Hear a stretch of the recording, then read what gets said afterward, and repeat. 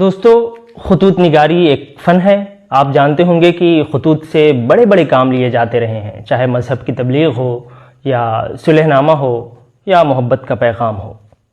آئیے آج ایک بیٹے کے ذریعے ابو کے نام لکھے گئے خط کو دیکھتے ہیں۔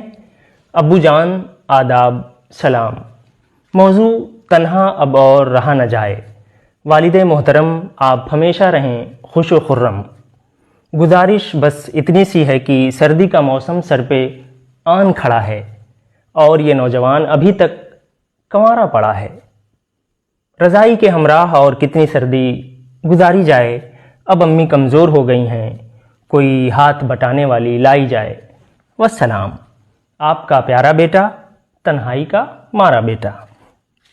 اور ہاں، سب سے ضروری بات یہ کہ اگر اس طرح کے خطوط آپ اپنے والد محترم کو لکھ رہے ہیں تو ان کی طرف سے جو بھی جواب آئے گا اس کے ذمہ دار آپ خود ہوں گے۔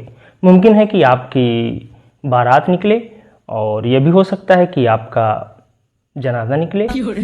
شکریہ۔